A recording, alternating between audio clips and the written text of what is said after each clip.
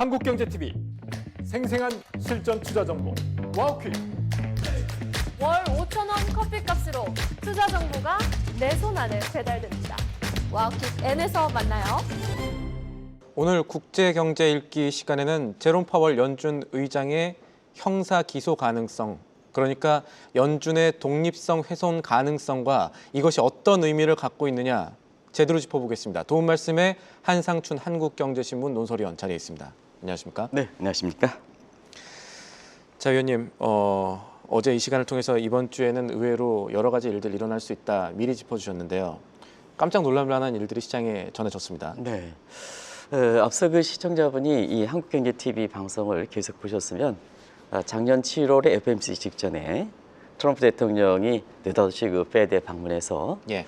그 사진에 보면 트럼프 대통령도 공사모를 썼고 파월 의장도 공사모를 이게 공사모라 그러죠? 예, 맞습니다. 쓰고 안전모라고 했을 하죠. 때 예.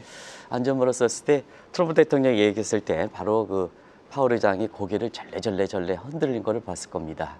아마 그때는 7월 FOMC 회의 직전에 계속해서 금리 인하 압력에도 불구하고 금리를 동결했으니까 금리 인하다, 이 압력이다 이렇게 얘기했는데 이번에도 검찰에서 파월 의장의 소환 가지고 금리 인하다 이런 쪽으로 해석하는 시각이 많습니다.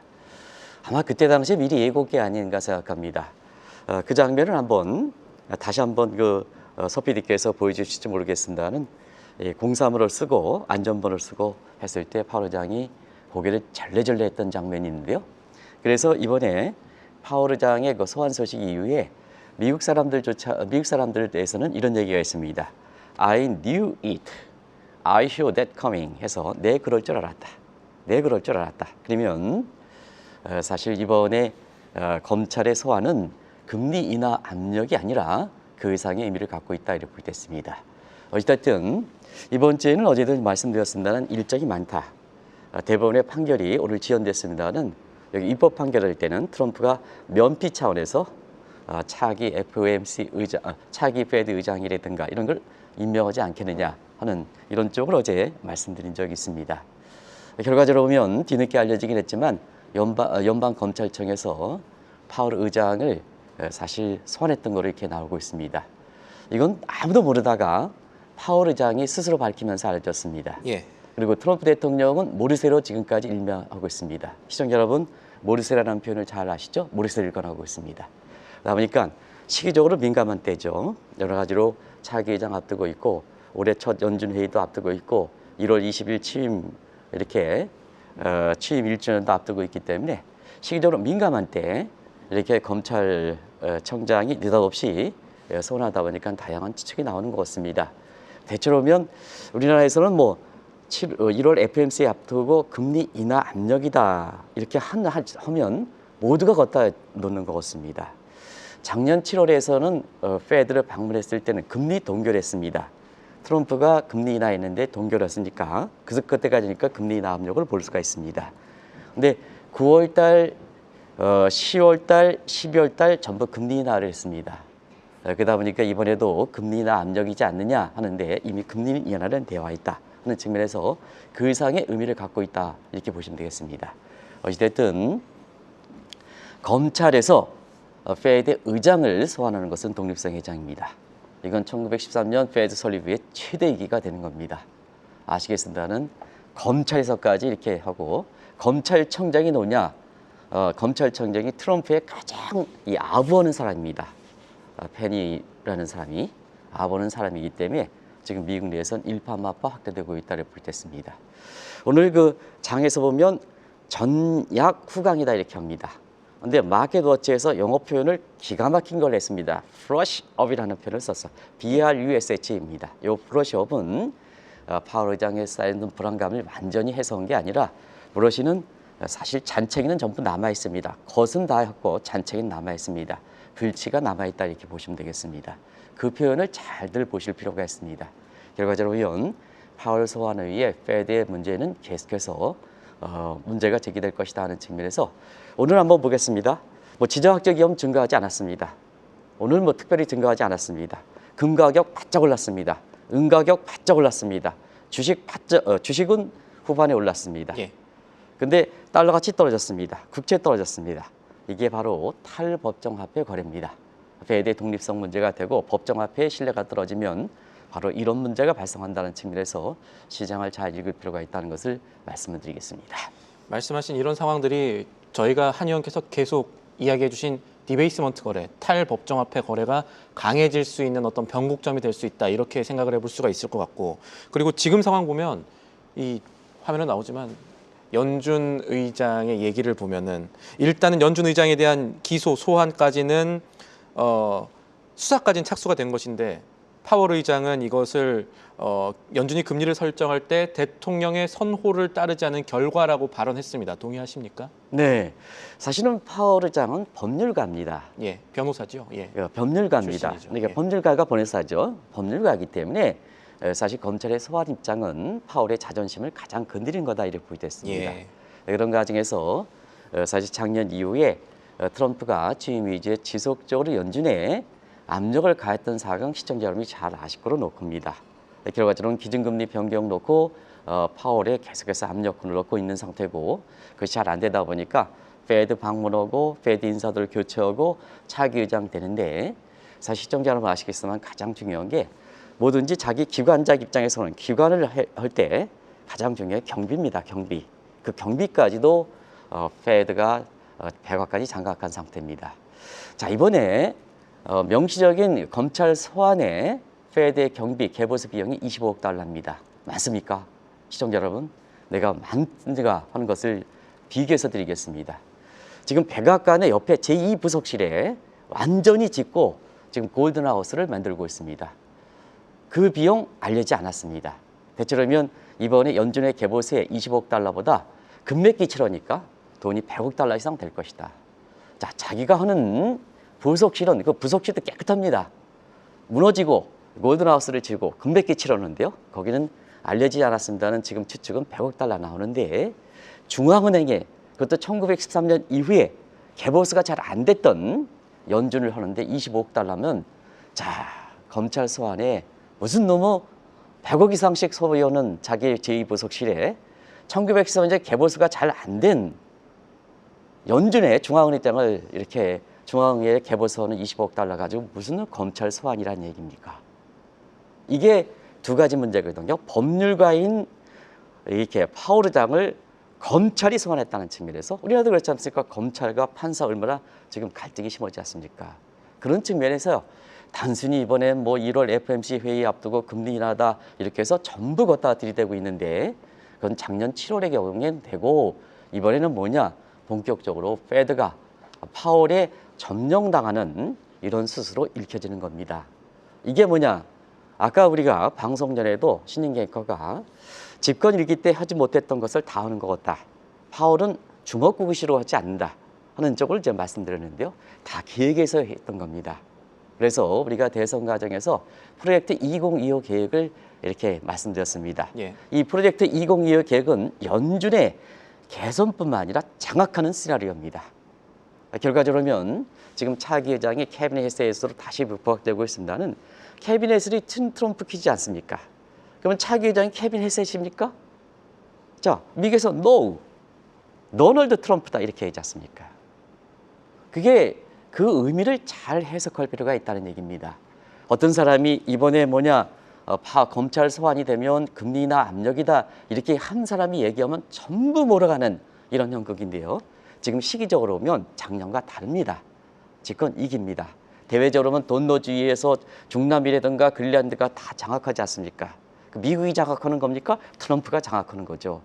대내적으로 보면 이러한 취임 2년차를 들어서 탄력적으로 트럼프의 의지를 가져가는 거다. 그동안 마련했던 시나리오를 그대로 가져가는 거다 이렇게 됐습니다. 자, 연준을 장악한다면 발권력이 분산되는 거죠. 시청자 여러분 아시겠지만 발권력이 분화된다. 중앙은행이 무력화된다 하면 프리뱅크 시대가 되는 겁니다. 자유은행 시대가 된다. 이렇게 보시면 되겠습니다.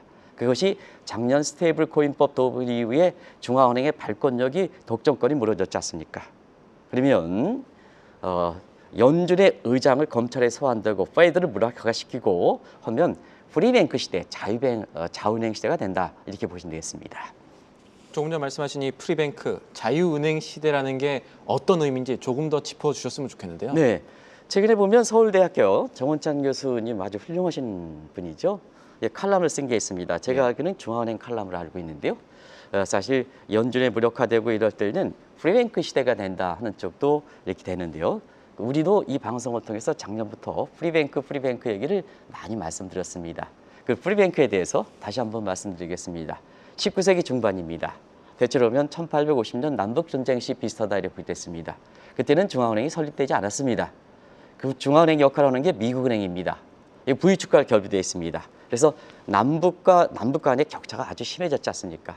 그것이 뭐냐? 링컨 대통령이 남북전쟁 이리고 독립을 합시해서 그때 당시에 나온 것이 맥 구상입니다. 시청자 여러분 아시는 마가 구상과 같은 MH 구상입니다. 미국을 위대하게 해서 남북 통일시켰던 겁니다. 그때 당시를 생각하면 되겠습니다. 그때 앤드류 존슨이 미국의 은행의 개정법, 이 부유층과 결탁되어 있는 미국 은행의 개정법 하겠다 하는데 여기 반대를 했거든요. 최고 통수권자도 지금 결과적으로 보면 결탁을 했다는 얘기입니다. 지금 트럼프 한번 보겠습니다. 메타가 트럼프와 관련된 사람을 CEO로 합니다. 그럼 어떻게 하냐? 트럼프가 박수를 치죠. 잘한 작품입니다.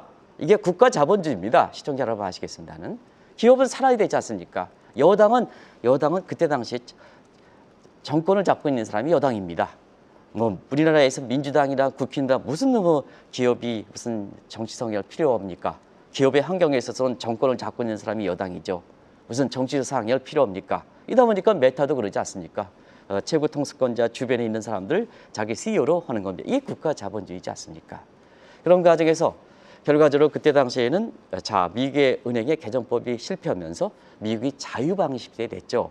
자유방위 시대에 편승하니까 어떠냐? 프리뱅크가 되는 거죠. 그때 한번 보겠습니다. 그때는 은행이라면 1달러 담보만 있으면 1달러를 발행할 수가 있습니다. 지금 얼마나 똑같습니까? 스테이블코인 이후에 1달러에 담보만 있으면 1코인 담보만 있으면 사실 똑같지 않습니까? 그래서 그때 당시에 미국 중앙은행의 통화주권이 상실되면서 중앙은행의 부재가 시대가 된 겁니다. 그래서 은행들은 1달러 담보만 있으면 통화를 1달러 발행할 수가 있습니다. 이게 자유은행 프리뱅크 시대입니다. 지금 어떠냐? 지금 트럼프는 계획에서 가는 겁니다. 스테이블코인법 통과 이후에 프리뱅크 얘기를 우리가 시청자분한테 전해드렸습니다. 시청자분 놀라지 마시기 바랍니다. 미국 국민들에서 가장 애착이 있는 법정 통화가 펜입니다. 이 펜이는 역사 속으로 사라졌습니다. 예. 잘 알고 있지 이 내용도 굉장히 중요한 내용인데요. 결과적으로 펜이가 법정화폐로 됐다는 것은 결국 법정화폐가 폐지한 이후에 어떤 길을 갈 것이냐, 또 다른 화폐 개혁을 하지 않느냐 하는 이런 측면에서 스테이블 코인, 펜이 폐지, 또 이번에 페드 의장 검찰 소환 하는 것에서 단순히 금리 인하의 이후의 시나리오가 각국 중앙은행이 단순히 금리 인하 압력 이외의 다른 내용들을 시청자님이 볼 필요가 있고, 이 방송에 많은 이렇게 시중은행의 CEO들이 볼 수 있을 겁니다. 다 현안 사항이죠. 스테이블 코인 도입하느냐 마느냐 하는 문제, 중앙은행의 독립성이 어떻게 되는 문제, 정치적 중립 문제, 이런 문제 관련해서 법정 통화는 어떻게 될 것인지, 법정 통화 폐지 이후에 어떻게 재테크 환경은 어떻게 바뀔 것이 다 금융사의 CEO 입장에서는 다 하나하나 중요한 사항입니다. 그리고 화폐 개혁 문제도 우리나라도 심심치 않게 지금 얘기가 나오고 있습니다. 그런 측면에서 미국도 법정화폐 폐지 이후에 어떤 길을 갈 것이냐, 화폐 개혁 얘기가 벌써 간헐적으로 나오지 않습니까? 그런 측면이 오늘 어떤 사람이 금리나 압력이라 하면 그걸 몰고 가는 이런 식의 방송 해설은 필요가 없다 하는 것을 말씀을 드리겠습니다. 미 국채 담보라는 스테이블 코인들 보면서 이것이 예전 자유은행 시대와 같다라고 짚어주셨고요. 그러니까 점점 중앙은행의 힘이 약해지고 있으니 이 경향성 살펴봐야 한다라는 말씀으로 이해를 하겠습니다. 그리고 조금 전에 말씀하신 대로 트럼프 대통령이 연준 장악 이후에 화폐 개혁도 추진할 거다라는 소문이 시장에 좀 있었는데 여기에 대해서는 지금 어떻게 보십니까? 스테이블 코인법 이후에 자유은행 시대가 같다 이렇게 표현보다는 자유은행에 가기 위한 절차다 이렇게 보겠습니다. 예. 그래서 하나하나 뭐든지 이게 자유은행 가려면 얼만큼 복잡한 수준이 있겠습니까? 자유은행을 예고한다. 그때 당시에도 방송에 그렇게 해서 시청자 여러분한테 바로 스테이블 코인법 협의 자유은행 시대에 간다 이렇게 해서 굉장히 과학한 발언은 한번 제가 자제할 필요가 있다는 것을 말씀드리겠습니다. 자, 화폐 개혁. 이 문제가 나오는데 트럼프는 뭐냐? 이 화폐 개혁이 필요하다는 얘기를 한 지가 15년이 지났습니다. 지금 얘기 나오는 게 아닙니다. 그걸 한번 역사적으로 보겠습니다. 2011년에 미국 정부가 셧다운 됐습니다. 지금 미국도 지금 셧다운 돼서 간신히 지금 살아나고 있죠. 그리고 무디스라든가 작년에 국가신용등급을 강등했습니다. 그때 당시에도 강등했습니다. 그때는 S&P가 미국의 국가신용은 트리플 A 등급을 처음으로 강등했습니다. 그때에 자 대선이 치러졌습니다.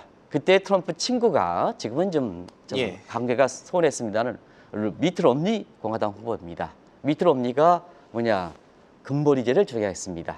이때에 금보리제에 동참했던 겁니다.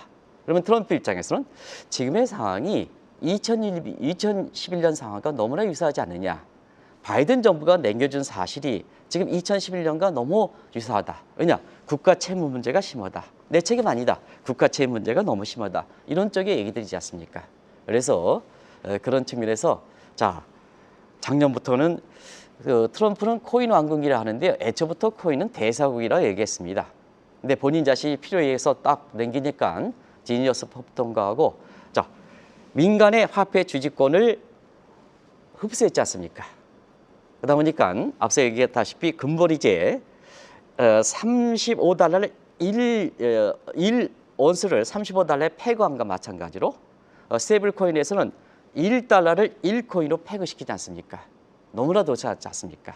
구조가 너무나 도성이다. 그리고 역사 속으로 가장 낮은 계획자들은 페니를 폐지시켰다. 그러다 보면 자 트럼프가 15년 이상 주장했던 화폐 개혁에 불을 당기는 것이 아니냐 하는 이런 측면에서 지금의 페드라든가 법정화폐가 폐지되면 결국 금보리제로 환원하는 수술이 아니냐. 물론 금보리제로 간다는 얘기는 아니고 그런 쪽으로 실물화폐로 가는 게 아니냐 하는 이런 쪽의 추측들이 이게 다양하게 나오는 거다 하는 것을 말씀을 드리겠습니다.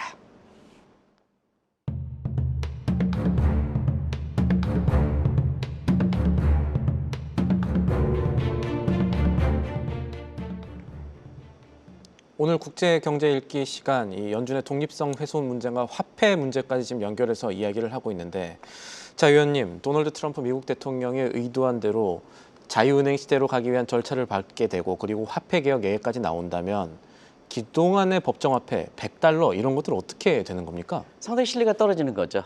그래서 작년부터 금값이 올라가는 게 추세적으로 올라가는 거지 지정학적 위험이 돼서 올라간다 이렇게 얘기하지 마십사 하는 예. 오늘도 그렇지 않습니까? 오늘 어떻게 금값이 올라가는 것을 설명할 수가 있겠습니까? 그렇지 않습니까? 예. 그런 과정에서 우리가 트렌드를 변화하는 뉴노멀이라 하면서 금값을 비교할 때는 과거 지정학적 위험이 올라갔을 때 금값이 올라갑니다. 이렇게 자 본인 자신은 뉴노멀에 하면서 과거의 얘기를 하거든요. 자 지금 어제 우리 코스피 지수가 4,600도 넘었습니다. 아직도 경제 성장률이 낮기 때문에 3,500 간다. 이건 과거의 얘기지 않습니까? 과거기. 본인은 지금 환경이 얼만큼 변했지 않습니까? 뉴노멀 사고대로 주가를 보는 방법도 바꿔야 되지 않습니까? 그게 그렇지 않습니까? 경제는 카먼센스입니다. 대중화입니다. 카먼센스, 대중화된 게 시어리입니다. 이런 각도에서 대학 교수라는 사람이 이론을 가르치는 사람이 지금의 뭐냐 카먼센스를 대중화되면 가짜 뉴스도 대등화되면 시어리가 되는 겁니다. 국민들이 뭐니 보편 세우면 자 아무리 틱틱틱틱틱 해도 국민들이 젊은 사람이 다 쓴다 하면 영국의 백과사전에도 들어가는 겁니다. 그게 언어의 역사성, 대중성입니다. 언어가 뭐 고정된 게 이게 빨간색이다 하면 파란색으로 젊은 사람이 쓴다. 파란색으로 젊은 사람은 자 브리티시 백과사전에 이게 뭐냐 빨간색이 아니고 파란색이 되는 겁니다. 그게 언어의 역사성입니다. 그렇기 때문에 지금 경제 그렇습니다. 쪽에서도 뉴노멀 얘기가 나오는 그렇습니다. 것이고요. 예. 그래서 본인 자신은 뉴노멀 하면서 과거 얘기 차트 분석이나 했었고 이렇게 되면 안 된다는 얘기입니다. 그런 과정에서 자 법정화폐 문제를 좀 얘기하겠습니다. 중앙은행에 이렇게 무력화되면 결과 중앙은행 법정화폐가 사실 중앙은행의 신뢰에 의해서 이렇게 되니까 결과적으로 보면 법정화폐 신뢰가 떨어지는 문제가 발생하겠죠. 그리고 트럼프 한번 보겠습니다. 트럼프는 물가 안정을 중시합니까? 고용 창출, 경기 회복 쪽을 중시하지 않습니까? 자, 재정 정책에서는 올해 예산 많이 씁니다. 그리고 통화 정책에서는 기준금리 낮춥니다. 이미 돈은 풀고 있습니다. 시청자 여러분, 자, 재정 정책에서 돈 풀고 중앙은행에서 돈 풀고 기준금리 떨어지면 물가는 누가 잡느냐 얘기입니다. 그래서 하반기에 Great Depression이 있습니다. 이 예보가 우려 나옵니다. 그러면 물가가 누가 잡느냐? 이거 물가 잡지 않는다 하면 결국 법정화폐, 종이화폐에 불과한 법정화폐 이게 대한 신뢰가 떨어지지 않습니까?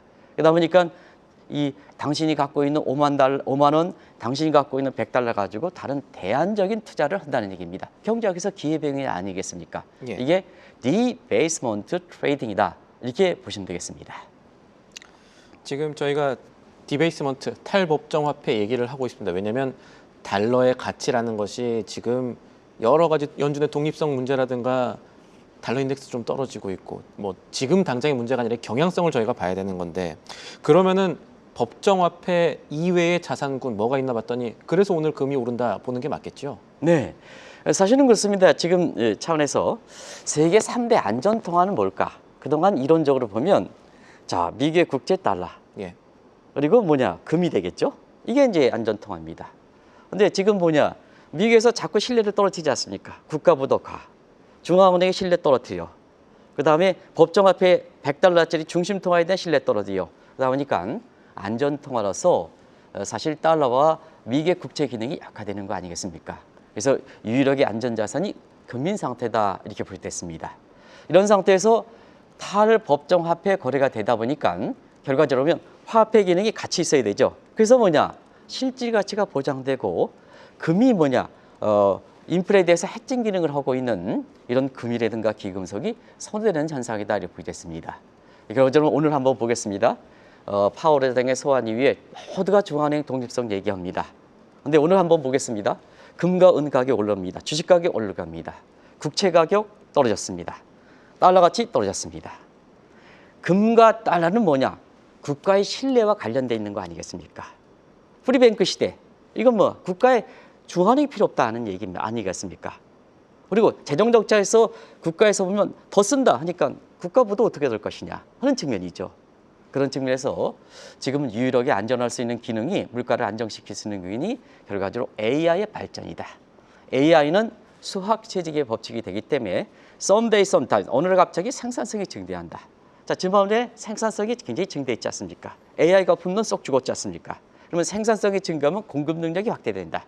공급 능력이 확대되면 성장하더라도 또 트럼프가 막 쓰고 연준 입장에서도 물가 안정하더라도 AI에 확산되면 고성장화들 물가가 안정되니까 쉽게 말하면 부작용 없는 성장을 가능하게 그렇습니다. 하는 그렇게 어떤 하니까 물가가 뭐냐 안정될 수 있다는 측면입니다. 자, 부작용이 없을까 AI에 대해서는 노동의 자유합니다. 노동의 자유이기 때문에 사실 고용 문제라든가 이런 측면에서는 굉장히 문제가 있을 수가 있습니다. 그래서 오늘 한번 금값과 은값이 올라가고 주식 가격이 올라가고 대변에 국가의 신뢰와 관련되어 있는 국채 가격 떨어지고 달러 가치가 떨어지고 이런 측면은 아마 사실 앞으로의 향방과 관련해서 주목될 사항이다 하는 것을 말씀을 드리겠습니다. 네. 그리고 지금 우리가 인류가 갖고 있는 금이 충분할까? 달러와 금이 다 바뀌어줄 수 있을 것인가 하는 문제도 아직 남아 있는 것 같고요. 어쨌든 지금 크게는 미국이 경제가 안 좋아서 달러가 힘을 못 쓰는 게 아니라는 점을 우리가 분명히 이해하고 가야 된다는 거고 다른 자산군 얘기해 보죠. 스테이블 코인 얘기하셨습니다.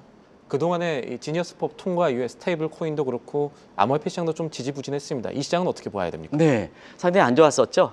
사실 지니어스법 통과 이후에 작년에 취임 전후에서 달러 트럼프 달러 메라소니 해서 소리 트럼프와 관련된 민코인 주식들이 상당히 상당히 올라서 좀 이렇게 돈을 벌 줄 알았는데 이게 폭락했죠. 예. 멜라소니 달러 같은 경우에는 결국 그 96%까지 폭락하고 트럼프 달러 같은 경우에는 제 기억으로는 80%까지 폭락해서 트럼프가 비트코인을 비롯해서 코인만 갖고 있는 자산이 20억 달러입니다. 그러다 보니까 스테이블 코인 이후에 코인 가격이 올라가면 잠시 돈 벌 거를 생각했는데 돈이 많이 돼서 결과적으로 이와 같은 것도 연관시키는 구조가 있다. 왜 그러냐면 트럼프는 법과 국민의 합의에 아니라 자기네 이익 관점에서 항상 그렇습니다. 중남미가 공격을 하고 그린랜드 공격한 게 미국의 국익을 증대시키는 거냐? 시청자를 한번 보겠습니다. 트럼프의 이익을 증대시키는 거냐? 사익이냐? 미국의 국민들의 국익을 증대시키는 거냐? 하는 측면에서는 사실 그러한데 군사 행동에 대해서는 미 국민들의 약 70%가 반대하고 있습니다. 중남미의 베네수엘라라든가 이런 측면에서도 트럼프를 전폭적으로 신뢰하지는 않습니다. 왜냐? 트럼프는 중남미의 베네수엘라를 축출했지만 국민의 지지도는 아직도 30%대에서 끌어올리지 못하고 있습니다. 결과적으로는 그린란드, 중남미의 공격은 미국의 국익 증대가 보단 트럼프의 사익적인 관점이 더 많다. 그러다 보니까 사실 파월의 소환 이후에 왜 트럼프의 문제에 대해서 코인과 연결시켜 사익과 관련된 문제도 바로 이런 층층이 나타나 있다. 그러면 결과적으로 모든 최고 통수권자들이 국민의 합의라든가 법이라든가 정당한 것에 의존하지 않고 그때그때의 개인적 이익을 댈 때는 설령 본인이 그렇지 않다 하더라도 자 이번에 파월 소환에 관련해서는 트럼프는 모리스를 일관하지 않습니까? 근데 본인이 그런 것을 행동해 왔기 때문에 트럼프가 궁극적으로 보면 검찰총장이 가장 트럼프의 퀴즈 아보는 사람이거든요. 결과적으로 그런 쪽으로 연결 트럼프가 결과적으로 소환시킨 게 아니냐 이렇게 이제 채찍이 나오거든요. 예. 우리 정무직에뿐만 아니라 국민의 선출에 의해서 보면 법과 국민에 의해서 합치된 이거를 할 때는 추측이 나오지 않는데 자 우리나라에도 지금 인성과 관련해서 많은 얘기가 나오고 있습니다. 그 사람들 과거 보세요. 과거에는 다른 조국 이런 사람한테 자제분 논문이라든가 뭔가 해서 다 했던 사람입니다. 정말 심하게 했습니다. 근데 본인 자신이 그러지 않습니까? 본인 자신이. 과거의 흔적 때문에 그런 겁니다. 그게 바로 미국에서도 나오는 거다 하는 것을 말씀을 드리겠습니다. 알겠습니다. 결론으로 좀 가보죠. 분명히 앞으로 조금 더 시간을 두고 지켜봐야겠지만 말씀하신 흐름들이 나온다면 이제 저희가 한 끼 밥 먹고 6,000원 카드 결제하는 이런 세상 좀 바뀔 가능성이 있는 겁니까? 네, 바뀌었죠 이미. 지금 100달러 갖고 있는 사람 누가 있습니까? 5만 달러 내 지갑 속에도 없습니다. 항상 그렇습니다. 제가 지금 시청자 여러분께 보여줄 수 지금 안 그러셔도 됩니다. 예. 사실 이거 없습니다. 그게 대연합의 시대가 된 겁니다. 예. 그런데 많은 사람이 금과 코인 시대가 올 것이냐 하는 측면은 자막의 마지막 시간 관계상 보여드리겠습니다. 코인 시대에 우리나라도 있었습니다. 코인 시대가 왜 없었습니까? 동전화폐 시대가 있었지 않습니까? 우리나라 상평통보 시대 이렇게 합니다. 예. 이게 안 온다 하지 마시기 바랍니다. 금보리제도 금태한 정지 1972년까지 왔었습니다.